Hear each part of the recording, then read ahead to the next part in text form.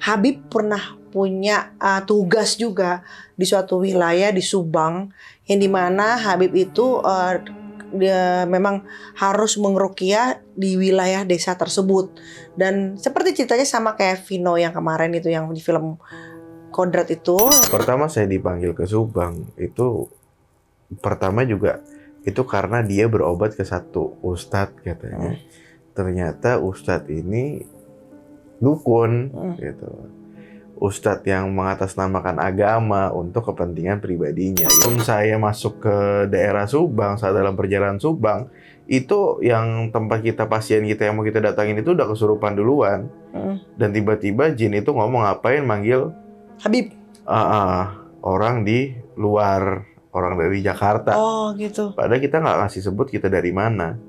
Tapi dia tahu dari Jakarta.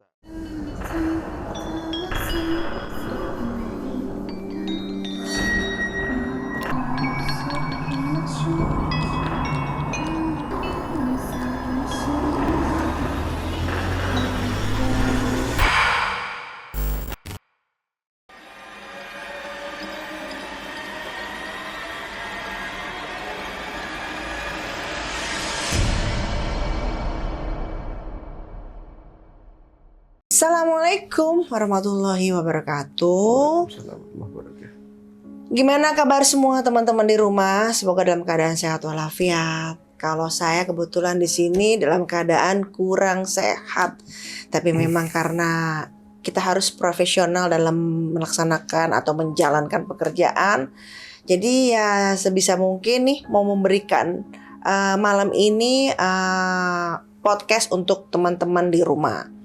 Dan kebetulan memang podcast yang kita tampilkan hari ini sedang tayang di bioskop-bioskop kesayangan Anda.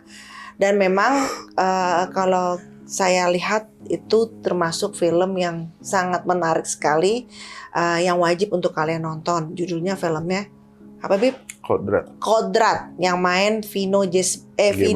Bastian. Untuk yang belum nonton silakan nonton ya. Nah, di sini pembahasannya itu kurang lebihnya tentang ruqyah ya, Bib. Nah, kebetulan memang kan di sini Habib, kalian udah pada kenal dong Habib siapa? Habib Noval Syami Alatas. Memang juga menjalankan ruqyah ya, Bib ya. Nah, jadi kita bisa sharing nih antara film yang sedang tayang sekarang berjudul Kodrat dengan pengalaman Habib selama ruqyah. Nah, di sini kan banyak sekali, di film ini banyak sekali istilah-istilah yang mungkin kalian juga nggak tahu, dari namanya iblis gitu, Bib. Terus dari iblis berbentuk anjing. Nah, ini kan menarik banget untuk kita bahas. Oke, tapi sebelum kita bahas lebih panjang, jangan lupa untuk teman-teman di rumah yang belum like, subscribe, dan share video-video kita, please dong gunakan tangan kamu untuk hal yang baik-baik gitu. Oke, langsung aja kita akan bahas film Kodrat tentang ruqyah. Siap, Bib? Ya. Oke. Nah, kita mau bahas dari mana dulu nih, Bib? Dari mana aja. Pokoknya kan kalau film Kodrat itu kan awalnya si Vino G. Bastian ini kan, yang Kodrat ini kan atas nama, ya namanya, peran yang diperankan sama Vino ini kan, Ustadz Kodrat lah ibarat kata, seorang peruqyah gitu loh. Nah, di cerita ini kan bagaimana si Vino ini meruqyah anaknya sampai istrinya, karena ngeruqyah orang-orang di luaran sana, akhirnya berbalik ke anak dan istrinya, sampai anak dan istrinya itu meninggal gitu. Dan parahnya tuh meninggalnya anaknya itu sampai, kalau kalian sudah nonton tuh lehernya tuh sampai dipelintir, diputer seperti itu gitu loh. Nah, yang ini jadi pertanyaan buat kita gitu ya, Beb ya. Dengan fenomena kayak gini, emang ketika seorang peruqyah itu melakukan ruqyah gitu kan, bisa nggak berbalik atau menyerang berbalik kepada si peruqyah tersebut atau orang-orang yang di sekelilingnya gitu? Ya bisa banget, karena kalau konsep kita ngeruqyah ini kan kita membentengi seseorang itu yang kita ruqyah dengan asma Allah, dengan zikirnya kepada Allah Ta'ala, membantu orang itu juga membentengi dirinya untuk lebih dekat sama Allah Ta'ala.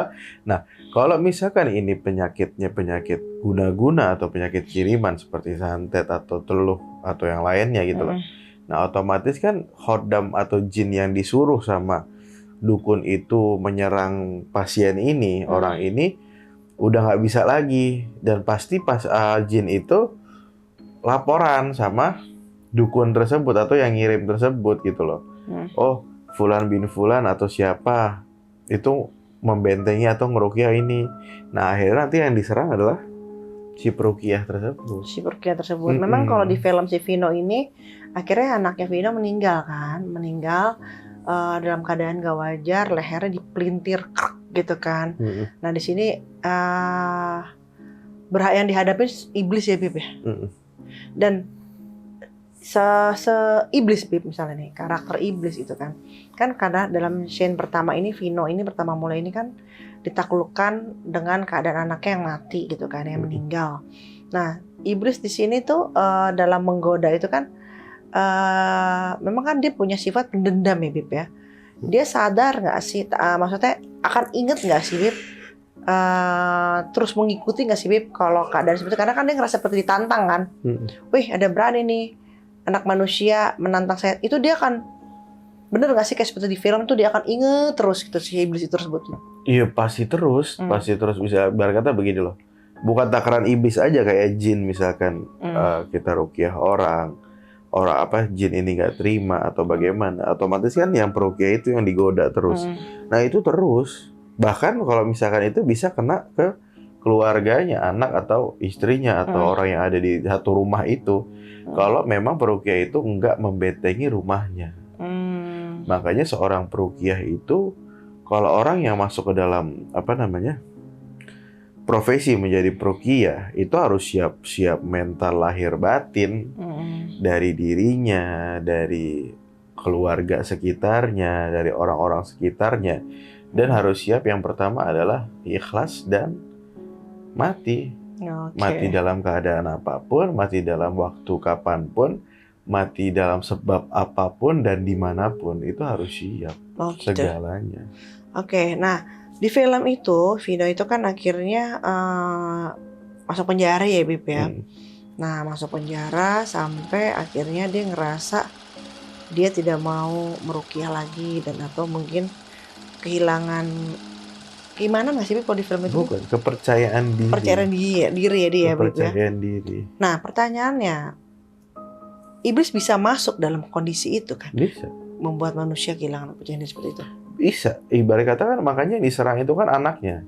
Kalau dalam filosofi apa yang kita lihat di di film Kodrat tersebut, anaknya menjadi korban, akhirnya Vino itu menyerah ibarat kata ditangkap atau menyerahkan diri ke polisi lah, nggak tahu, tiba-tiba di penjara dan dia nggak berdaya sampai ibarat kata kepercayaan dirinya dan kepercayaan sebenarnya kayak hampir kepercayaan kepada Allahnya nggak ada, keimanan tetap itu nggak ada, karena pas sholat subuh itu dia nggak mau sholat subuh kan. Disuruh sama yang kakek tua itu sholat subuh, sholat subuh bahwa subuh itu kan di mana rezeki itu turun. Tapi tahu dia ayatnya masih hafal, ininya masih hafal, Vino. Cuman ya itulah kepercayaan atau keyakinan dirinya hilang gitu loh. Nah, jin itu atau iblis itu masuk dalam seperti itu gitu loh. Lebih gampang menggoda seorang peruqyah atau lebih gampang menggoda seseorang itu kalau saat keimanan atau keyakinan atau kepercayaan dirinya itu lagi turun. Oh gitu. Jadi ini bagian masih dalam keadaan posisi diganggu Vino sebenarnya Bib ya. Masih diganggu. Nah terus ini kan si Vino tuh masuk penjara. Setelah itu kan ada sosok yang datang nih ke ruangan penjara nih Bib ya. Terus udah gitu, kalau nggak salah penjaganya gitu. Nah terus tiba-tiba Vino diseret aja, disiksa aja gitu kan. Nah kedendaman iblis itu berarti kan masih mengikutin seperti Habib bilang. Nah itu bisa terjadi seperti itu, dia memasukin ke tubuh-tubuh manapun untuk membalas dendam ke Vino. Bisa aja. Dalam kehidupan sehari-hari selama bisa aja, Habib. Bisa kayak misalkan gini loh. Habib pernah pas itu saya sendiri ngeruqyah di Subang ya, di ibarat kata Pegaden. Di Pegaden lah di situ. yang itu dibilang saat mau ke sana itu cuma satu orang yang sakit yang sering kesurupan, satu orang ya kan. Dan ini katanya serangan dari dukun kan. Satu orang. Nah, ternyata saat satu orang ini sembuh saat itu, nah jin ini terus masuk ke keluarga-keluarga yang lain gitu. Untuk apa? Untuk menyerang kita atau untuk mengelabui kita, untuk membuat orang sekitar pasien tersebut nggak percaya bahwa ini tuh begitu terus itu pindah-pindah.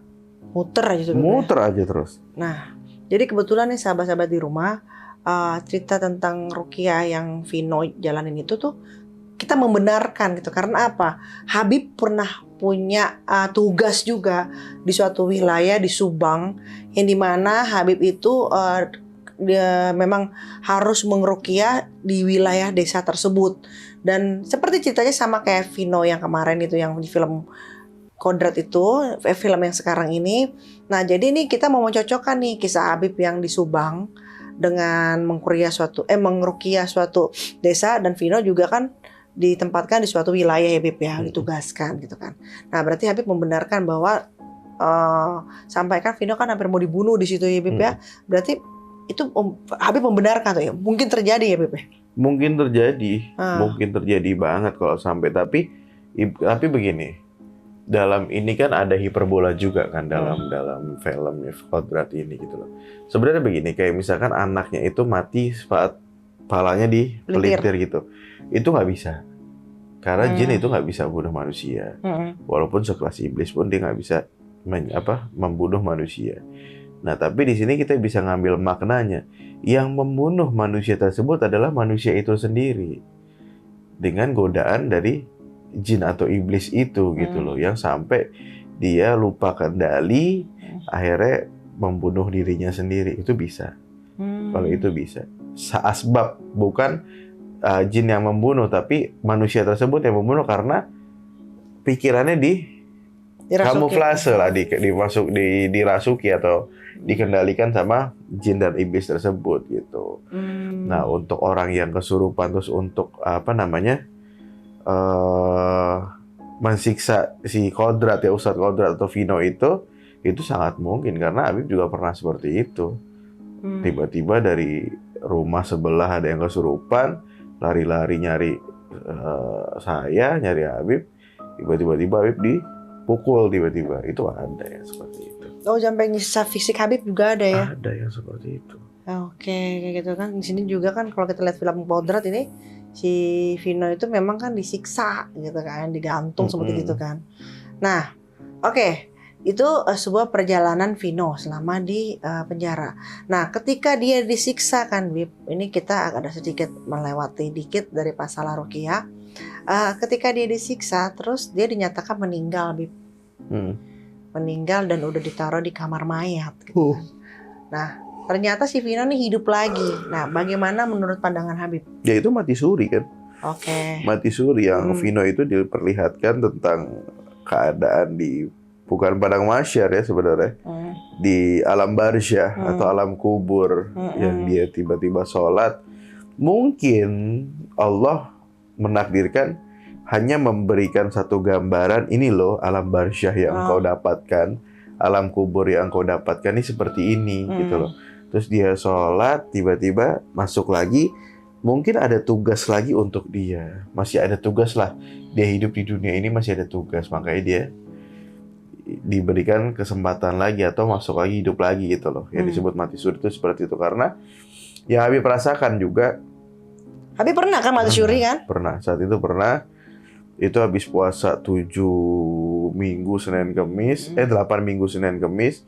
Di Kemis terakhir itu badan nggak bisa kenapa-napa, dingin semua, pucat, dan ngerasain yang namanya roh itu ditarik. Dan itu sakit banget. Yang namanya sakaratul maut itu sakit. Cuman cepat. Jadi kayak nggak terasa sakitnya, cuman set gitu. Nah, cuman di situ ada saksinya juga, ada Aji saat itu, ada Dila, ada Ipan saat itu, 3 orang. Nah, pas itu Habib ngelihat Habib itu lagi tidur. Tidur dengan tangan begini, tidur. Nah saya cuma bilang di situ, nah ditunjukkan memang alamnya tuh cuma lihat kayak terbang lah. Ayam ini kayak terbang, cuma lihat ke bawah itu kok ada gue lah ibarat kata. Cuman bilang ya Allah, kalau misalkan memang saya mati dalam keadaan seperti ini, saya ikhlas ya Allah. Cuman kalau misalkan masih ada tugas ke depan untuk saya, ya terserah engkau ya Allah. Saya yang penting ikhlas dalam keadaan apapun. Nah itu masuk lagi. Oh. Masuk lagi, saya bangun, nyesek kan, bangun. Dan itu penyakit yang ada di badan itu hilang semua. Jadi kayak gitu. di-refresh lagi gitu loh. Kayak di-refresh baru lagi gitu. Itu hilang semua. Nah itu yang si Dila, Ajis itu heran semua. Kok bisa begini gitu loh. Akhirnya saya tanya, saya punya guru. Saya tanya, Mursyid Abi ini bagaimana begini-begini. Kata Abi cuma, berarti Allah sedang menguji tentang keikhlasan. Ente bagaimana mati dalam keadaan begini? Atau seperti apa ya ikhlas? Kalau misalkan saat itu saya nggak ikhlas, ya mungkin nggak ada. Ya beda cerita ya. Beda cerita. Berarti Habib membenarkan ya bahwa hal-hal kayak gitu bisa terjadi. Yang Vino kan di film itu kan dia mati suri kan, hidup lagi gitu kan. Berarti memang benar itu hal-hal kayak gitu bisa karena memang dianggap di hadapan Allah kita masih ada tugas di dunia ini. Dan memang benar juga ternyata Habib juga kan harus meruqyah, melanjutkan ruqyah gitu, membantu orang-orang. Nah di film Kodrat ini juga kan si Vino itu pergi ke pesantrennya. Nah di sini ada sedikit menarik gitu kan. Di film ini si Vino ini berkunjung ke pesantrennya gitu. Nah kebetulan wilayah tersebut sangat-sangatlah menurut saya kalau lihat gitu kan, menurut saya itu energinya negatif sekali. Padahal ke pesantren kok iya kayak bukan wilayah pesantren gitu kan dengan lingkungannya. Nah pertanyaanku nih Beb, di situ kan ada satu orang yang kesurupan ya, dipasung kan kakinya atau bagaimana. Sekarang kan kalau dalam segi kemanusiaan itu menyiksa ya Beb, coba dipasung apa gimana. Nah pandangan Habib tuh gimana tuh? Ya sebenarnya nggak perlu dipasung. Yang penting diikat aja atau ditaruh di tempat yang nggak ada benda tajam atau apa, itu nggak masalah gitu loh. Mungkin di zaman dulu atau di suatu daerah memang banyak di dalam daerah-daerah terpencil atau dalam kampung-kampung itu masih ada yang begitu, orang gila itu dipasung. Biar maksudnya itu biar nggak lari-lari kemana, nggak mengganggu orang, sebenarnya sih itu. Dan memang kan di film itu tuh Beb kan dia anaknya akhirnya mati ngejudotin begini, pala segala macam kayak gitu. Dan itu seperti Habib bilang tadi bahwa bukan iblis mengebunuh dia, bukan ya? Bukan, tapi dirinya sendiri. Karena ya kenapa ada satu energi apa Beb maksudnya? Maksudnya gini loh. Jadi manusia itu sebenarnya kan jin itu nggak bisa masuk juga ke dalam tubuh kita karena diri kita punya ruh yang suci gitu loh. Tapi mengendalikan pikiran. Makanya stres itu orang kesurupan itu kan bukan murni dari jin juga sebenarnya. Tapi ada yang stres. Ada yang banyak pikiran atau bagaimana, atau kekecewaan atau apa, atau ketakutan yang merubah pola pikirnya sampai nggak ngerasa apa yang dia lakukan itu nggak kerasa, nggak tahu udah. Yang penting intinya dirusaklah pola pikirnya itu, akhirnya bisa melukai dirinya sendiri. Dan itu nggak kerasa sakit. Intinya dia melukai dirinya sendiri, dia misalkan mati ya udah. Gitu. Hanya merusak pola pikir aja sih sebenarnya kalau jin tersebut. Untuk orang tersebut mati dalam keadaan seperti itu gimana hukumnya? Kalau misalkan itu kiriman atau memang itu diganggu dari jin, ya ibarat kata masuknya ke jihad ya, atau dia itu suci kembali gitu loh. Dia ada nilai plusnya dari Allah Ta'ala. Cuman mungkin tetap ada pertanggungjawabannya sebelum jangka waktu dia sakit sampai dari balik sampai dia sakit itu ada. Kayak misalkan orang gila. Ada ya, orang gila ini kan orang maksum. Maksudnya orang gila ini kan nggak masuk neraka, nggak masuk surga. Dan dibilang nggak ada dosanya gitu loh. Cuman beda sama orang gila yang baru gila. Kalau orang gila memang dari lahir ada. Gitu loh. Itu memang benar nggak ada dosanya. Cuman kalau dia dalam hidupnya terus mau nyalak nih, ibarat kata, terus gagal nyalak, terus gila kan, banyak kan yang begitu, terus mati gitu loh. Itu tetap dihitung dari dia gila sampai dia umur balik, itu dosanya tetap dihitung atau Pokoknya perbuatan sudah tetap sebelum dihitung. gila lah ya, Sebelum sampai dia dia balik tetap dihitungnya. Nah jadi seperti itu. Nah gini, kan di dalam film itu kan kalau ya kalian teman-teman yang udah pernah lihat bahwa wilayahnya itu kering banget, tandus ya, kayak nggak ada kehidupan kalau menurut saya, dan auranya juga nggak baik gitu ya Bib ya. Nah ketika suatu wilayah, suatu lokasi bila mana memang tidak ada energi negatif, menurut pandangan Habib, apakah benar yang terjadi seperti itu wilayahnya? Bisa terjadi, bisa begitu juga, karena kan kita nggak tahu jin tersebut atau iblis tersebut, atau ibarat kata ada dukun atau ada orang pemuja iblis tersebut itu meniatkan untuk menyerang satu desa. Itu bisa juga kayak begitu. Jadi kayak dari perekonomian juga nggak bagus itu ya Bib, maksudnya kayak di situ kan kita lihat kan bahwa tandus banget. Istilahnya kayak nggak ada kehidupan, itu ngaruh Bib ya, ada energi negatif. Ada unsur hawa iblis Bib di situ, atau jin atau apa gitu ya? Gak ada, pasti untuk buat auranya orang gitu. Itu males gitu loh. Ada yang seperti itu. Cuman bukan mutlak jangan nyalain iblisnya juga atau nyalain jinnya, karena kita nggak tahu. Seharusnya kalau ada orang-orang yang beriman atau orang-orang yang juga ibarat kata punya kelebihan khusus lah, atau seorang ulama gitu loh, ustadz, kiai atau siapapun, harusnya dia membantu kampung tersebut. Kalau misalkan dia tinggal di situ, harusnya masih bisa menyelamatkan kampung tersebut, karena iblis atau jin yang jelek itu kan dia paling takut sama ulama, tokoh agama lah ibarat kata, yang masih mengajak warga tersebut untuk mendekatkan diri kepada Allah Ta'ala. Oh, seperti itu. Nah, memang. Nah, sekarang kita bahas tentang di film ini disebutkan nama iblisnya, ya. Kalau nggak salah namanya Aswala. Ya. Nah, mungkin teman-teman pengen tahu gimana sih sosok Aswala tersebut, gitu loh. Dan sebenarnya siapa sih sosok Aswala tersebut? Nah, gimana tuh menurut Habib?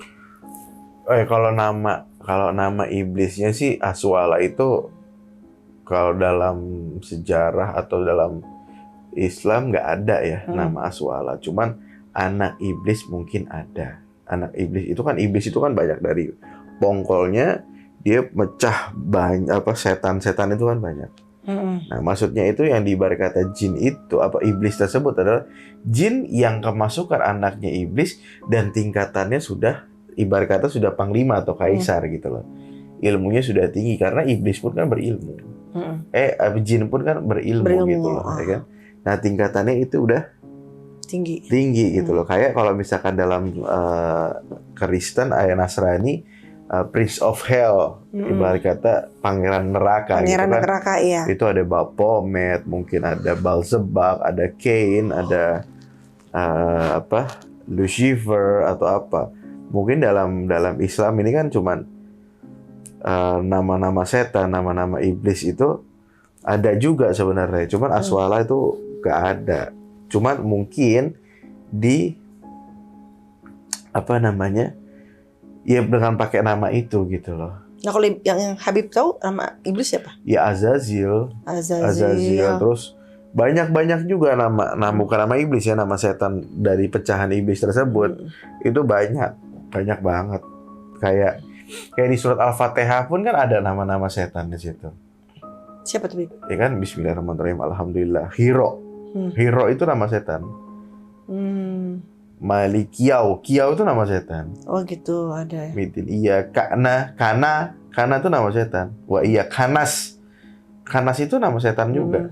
Nah, Anas itu manusia artinya. Tapi kalau Kanas itu jin yang atau setan yang ada dalam manusia.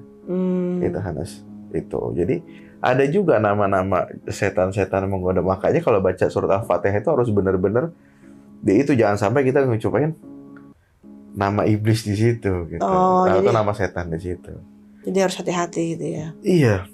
Nah, oke, di sini kan di film itu kan iblisnya itu menyerupai anjing.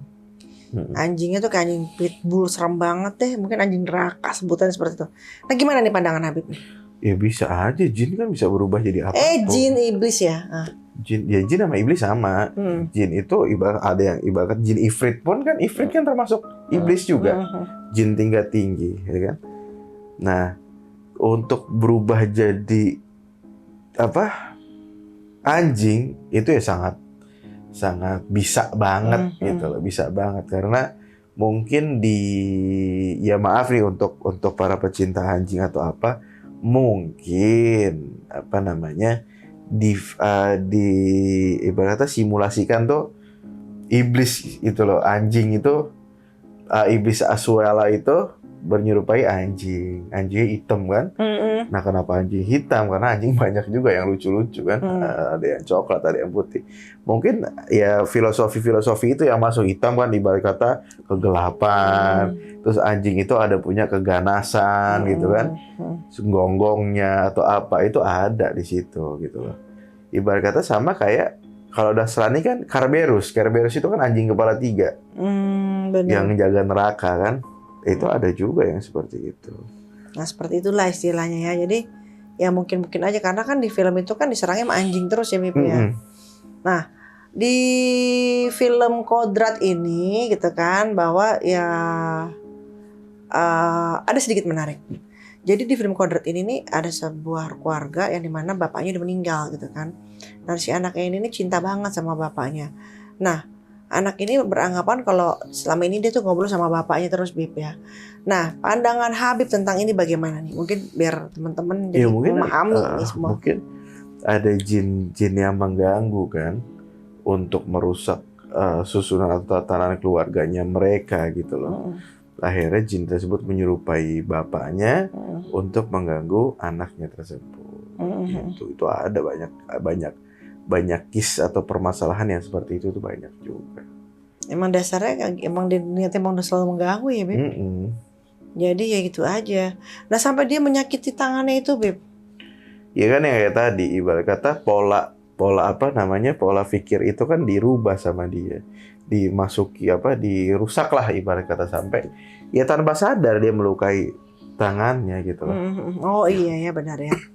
Nah di film tersebut kan memang ada sebuah pesantren ya. Pesantrennya kebetulan kiainya itu semenjak Vino pergi sampai Vino balik pun masih dalam keadaan tidur. Istilahnya meninggal enggak, bangun juga enggak Habib. Kalau menurut Habib, dengan Habib mempunyai guru juga dan Habib juga seorang guru, itu kenapa hal kayak gitu terjadi? Kok ini guru ketika muridnya tadi si Vino itu tidak ada dan dia di wilayah tersebut malah dia kayak kayak mati suri ya bukan mati suri, bukan kayak koma lah itu gimana tuh?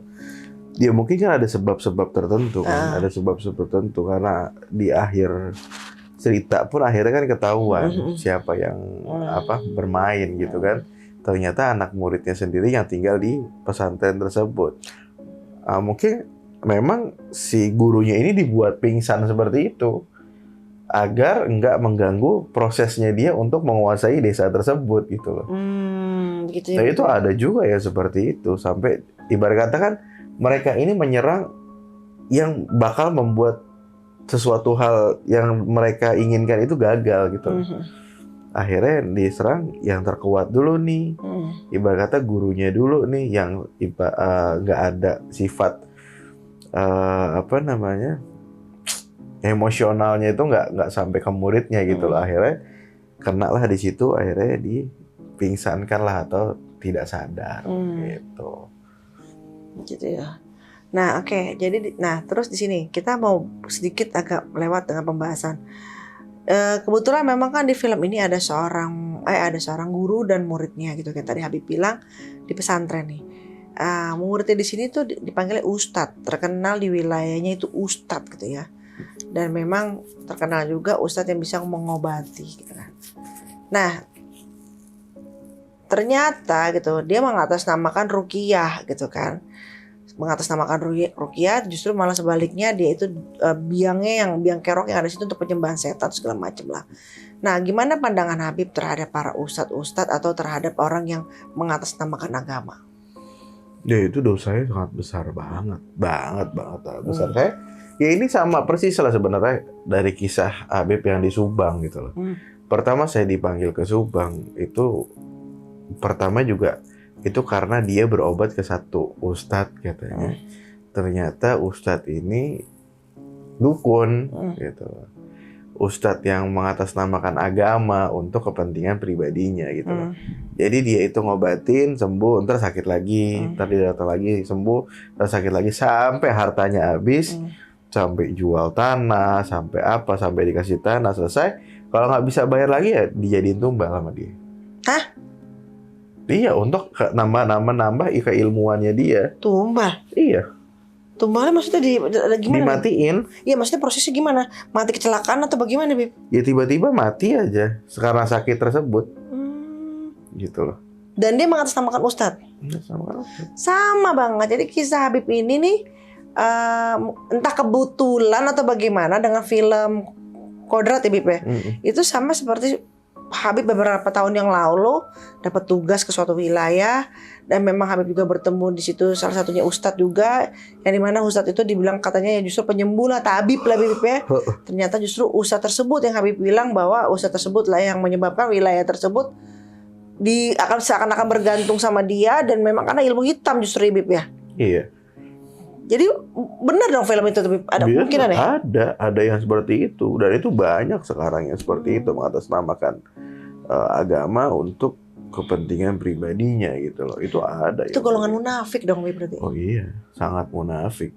Munafik, musyrik itu masuk semua lah ibarat kata, karena dan kita bukannya nuduh ustadz tersebut gitu loh, cuma memang setiap orang yang dalam satu kampung itu ternyata semuanya pada ngadu gitu loh. Saat kita udah di satu tempat ini tuh pada ngadu, iya Beb, saya berobat di itu, sembuh, terus berapa bulan sakit, terus sembuh lagi, terus berapa bulan sakit.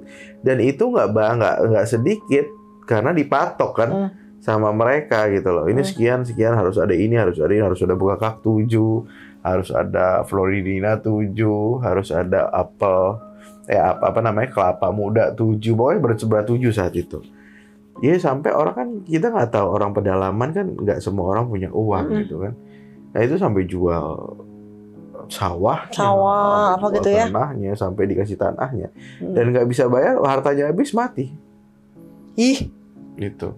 Jadi kayak to be continue ya, dibuat to be continue terus-terusan dibuat tergantung seperti itu ya, Beb ya. Walah. Dan itu ada seperti itu. Nah, ketika Habib di wilayah tersebut gitu ya, di mana tadi di Subang gitu ya, kan Habib masuk di wilayah tersebut. Otomatis kan si Ustadz itu kan masih pakai topeng dong, Bib. Habib mulai ngerasanya gitu, si Ustadz nggak baik tuh gimana, Bib? Kalau ini cerita Habib nih. Iya. Ibarat kata begini, saya masuk ke daerah situ, itu udah. Jadi sebelum saya masuk ke daerah Subang, saat dalam perjalanan Subang, itu yang tempat pasien kita yang mau kita datangin itu udah kesurupan duluan. Dan tiba-tiba jin itu ngomong ngapain manggil Habib. Orang di luar, orang dari Jakarta. Oh gitu. Padahal kita nggak ngasih sebut kita dari mana. Tapi dia tahu dari Jakarta, bla bla, 2 orang begini. Dan saat perjalanan pun itu tetap ada gangguan lah, ada kelelawar lah atau apa. Nah, kelelawar apa nih? Kelelawar hitam, terus sampai di Subang gede ada keluar. Kalau dalam perjalanan enggak gede. Tapi saat kita sampai, habis kita ruqyah, kita baca ratib, baca zikir, itu setengah malam lah, sekitar jam 2 atau jam 3 ya. Itu ada kelelawar segede parabola lama dulu tuh. Itu di atas rumahnya. Itu sampai seperti itu. Dan mereka mengakui bahwa ini yang berbuat ya Ustadz, orang yang ngaku Ustadz tersebut, karena dia ngasih tahu namanya gitu. Gitu. Dia ngasih tahu pribadi dirinya. Oke, nah kita baru bagi kisah nih Habib. Pengalaman Habib nih ya, kita ngambil pengalaman Habib. Si Ustadz itu pakai mediasi apa, Habib, cara menyembuhinnya? Maksudnya apa dengan racikan obat herbal, atau dengan bacaan, atau dengan air, atau dengan apa, Habib? Ya dengan bacaan, dengan air, terus kadang Ustadznya tersebut jadi kesurupan gitu loh, dalam bukan bantuan jin juga. Ya begitu. Oh begitu ya. Jadi, nah itu pengalaman Habib kan, di film itu juga seperti itu, bahwa ada salah satu ustadz yang istilahnya munafik lah ya. Nah, akhirnya berakibat bahwa lingkungan di sekitarnya itu jadi kurang baik ya. Dari pertumbuhan ekonominya juga sangat-sangat tidak baik dan tandus lah kalau saya lihat. Nah, pengalaman Habib ketika Habib di lokasi sana dengan keadaan Ustadz seperti itu di wilayah itu, apa yang terjadi di lingkungan wilayah tersebut, Bib? Menurut Habib? Ya kalau yang kita rasain ya sebenarnya ya banyak lah, ada orang yang mungkin bekas-bekas dari pasien-pasiennya mereka juga kan. Ada yang rezekinya seret, ada yang ada antara cekcok antara suami istri, ada yang setiap hari anaknya kesurupan, itu sebegitu udah macam-macam hawanya. Terus ada banyak lingkungan-lingkungan kayak prostitusi atau gimana, Bib? Banyak banget tuh di situ. Banyak banget, Bib. Jadi kalau Habib lihat banyak mudarat di lingkungannya. Oh, sedahsyat itu. Makanya pemimpin agama jangan suka mengatasnamakan agama. Karena akibatnya energi negatifnya tuh lebih besar justru daripada orang yang benar-benar emang orang biasa aja, daripada orang yang beragama tapi topeng agama itu lebih besar energi dan akan banyak kena efeknya di situ ya, Bib ya. Kasihan juga. Nah, yang terjadi di film itu berarti ya Bib membenarkan itu mungkin terjadi ya, Bib. Iya, banget. Oke. Sangat mungkin terjadi. Oke. Nah, di film ini nih terakhir di penutup bahwa Vino itu kan akhirnya melawan musuh lamanya nih, yang dimana yang dulu mematikan anaknya gitu kan. Sampai sedemikian itulah bahwa iblis itu mempunyai dendam ya, Bib ya. Nah, berarti iblis itu akan bisa masuk ke dalam pikiran manusia di titik terendahnya manusia. Iya. Oke. Karena di sini kan akhirnya iblis datang lagi menyerupai anaknya Vino yang udah meninggal. Nah, itu bagian godaannya dong, Bib. Iya, bagian godaannya. Cuman kan alhamdulillahnya Vinonya dengan apa namanya, ditempa lah ibarat kata keimanannya, dengan kepercayaan lagi sama Allah Ta'ala, akhirnya mengikhlaskan anaknya tersebut. Nah, disitulah iblis kalah. Dari situ tuh iblis sudah kalah, atau jin tersebut udah kalah. Ternyata orang ini imannya nggak bisa digoyang. Otomatis hilang tuh dia, Bib ya? Nah, otomatis itu dia hilang sebenarnya. Jadi pesan moral gitu ya, Bib? Pesan moralnya di situ. Karena manusia itu kan adalah makhluk yang paling sempurna yang diciptakan sama Allah Ta'ala. Kalau jin ini kan masih di bawah manusia. Nah, kalau manusianya itu punya keyakinan sama Allah Ta'ala atau punya pembentengan diri sama Allah Ta'ala itu lebih besar atau lebih yakin, ya nggak bakal ada gangguan. Walaupun orang itu tidak punya ilmu ya, Bib? Walaupun orang itu nggak punya ilmu. Tapi kalau dia punya keyakinan kepada Allah, keimanan, hakul yakin kepada Allah gitu ya, Insya Allah dijaga sama Allah Ta'ala. Insya Allah ya, Bib ya. Tuh, jadi maksudnya gini nih, maksudnya Habib, pesan moralnya Habib bahwa bukannya kita nggak perlu ilmu-ilmu begituan, enggak juga. Tapi ternyata ilmu terkuat manusia adalah sisi keimanan ya, Bib ya. Keyakinan, keimanan, gitu. Keyakinan, keimanan, keikhlasan, terus kecintaan kita kepada Allah Ta'ala dan kepada Rasulullah SAW. Itu udah tutup, udah close deh seperti itu ya, Bib ya. Mau pakai ilmu apapun, kalau kita nggak ada pakai hal-hal yang kayak gini Habib sebutin, percuma juga. Biar kita betapa di dalam gua 1001 malam, Bib ya. Itu hanya ilmu yang datang juga malah akhirnya ya menyesatkan kita ya, Bib. Ilmu yang jelek. Ilmu yang gak bagus lah gitu kan.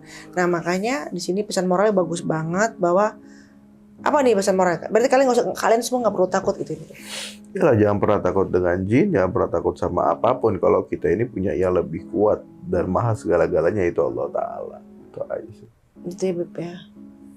Jadi kita melawan itu. Jadi konsepnya bagus, pesan moralnya. Dan yang kedua, bahwa iblis itu bisa masuk ke titik rendahnya manusia. Jadi dia tahu nih kekurangan kamu di mana. Masuklah ke Vino kan di titik rendahnya apa.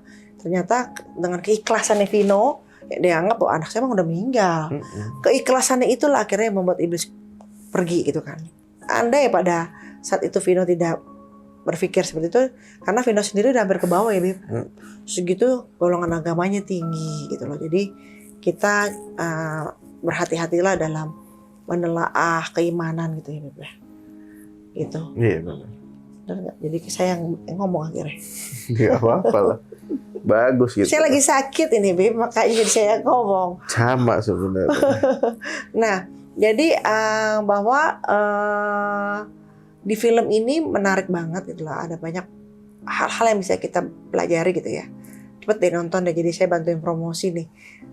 Karena ketika saya melihat judulnya dan kebetulan pemainnya saya suka gitu ya,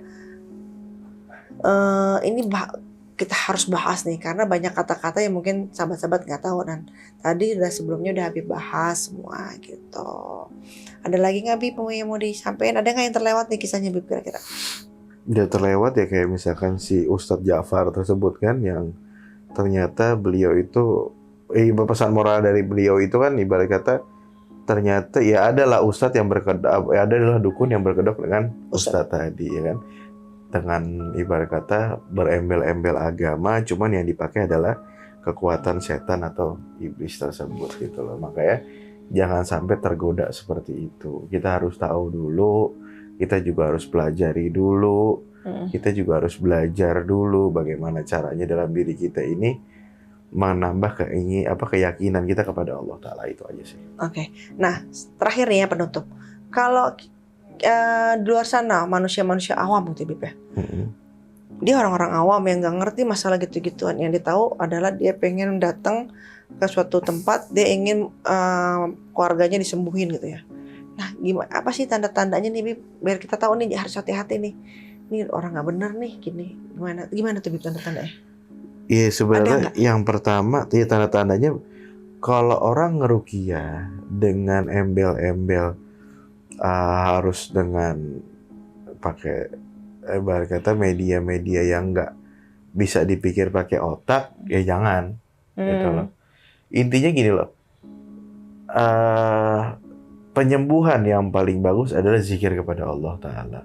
Intinya yang dilihat itu aja. Kalau misalkan orang tersebut masih dengan zikir kepada Allah Ta'ala dan benar-benar berzikir kepada Allah Ta'ala, ya udah nggak masalah.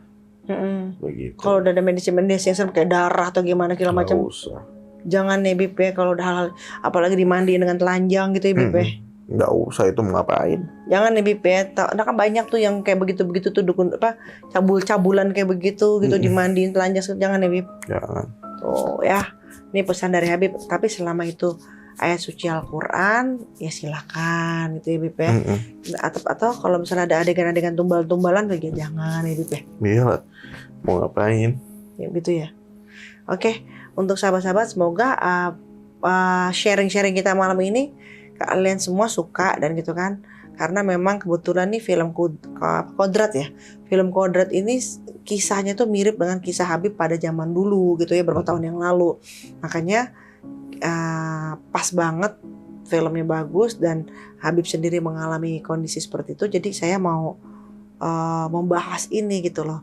Yang terjadi di film ini ternyata ada benarnya juga gitu ya. Oke, kita tutup malam ini.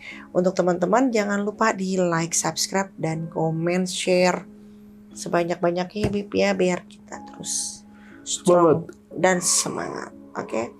Saya tutup dengan doa, semoga kalian bahagia selalu. Assalamualaikum warahmatullahi wabarakatuh. Waalaikumsalam warahmatullahi wabarakatuh.